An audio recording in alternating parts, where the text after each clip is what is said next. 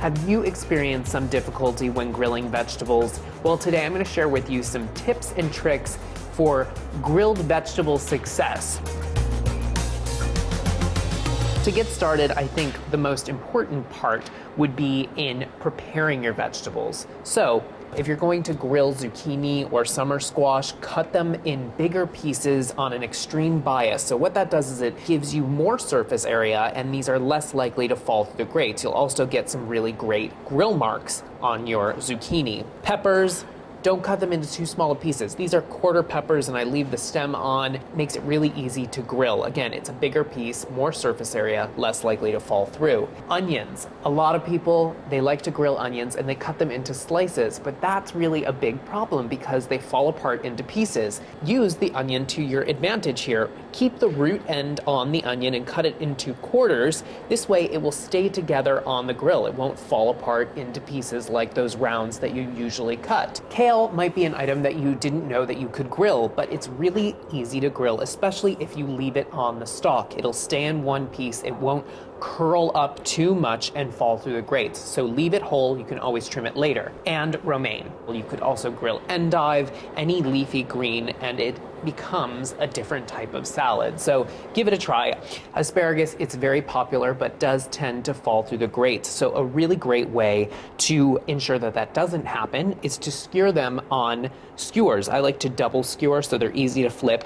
All you do is thread them on, and I'm gonna just give this a little bit of oil. Now I'm using a safflower oil here today because that's a high heat oil. Season with a little bit of salt, pepper. If you wanted to use a spice blend, of course you could do that. You're gonna go onto a very high heat grill. I'm using a grill pan today because I'm indoors, but obviously if you were outdoors barbecuing, you wanna make sure you're using direct heat, high heat. Place your skewer of asparagus directly on the grill here. Bok choy, another leafy green, is really great to grill. I just have it lengthwise, keeping the root end intact so that it stays in one piece. Give it a little bit of salt, a little bit of pepper. Eggplant, if you're using smaller eggplant, you can cut them directly in half. If you're using a larger eggplant, you can cut them in long strips. It makes it very easy to grill when you have a longer, thicker piece of eggplant. So a little bit of salt and pepper here. Right onto the grill. Your bok choy, again, right onto the grill. One of my favorite things to do is to grill cherry tomatoes. Give them a little bit of oil, just like everything else. Right onto the grill. We'll nestle them in right there. And another item that maybe you didn't know that you could grill, potatoes.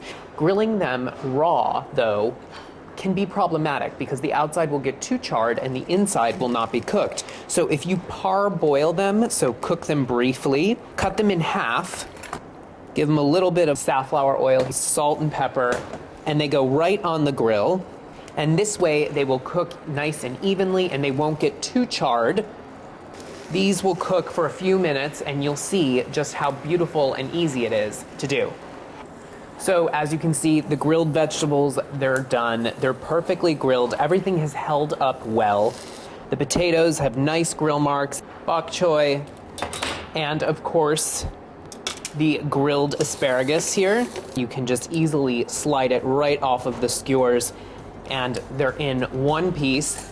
None of them have fallen through the grates. I mean, I'm using a grill pan, but none of them will fall through the grates. Now, with these tips and tricks, you will have perfectly grilled vegetables all summer long. Enjoy, guys.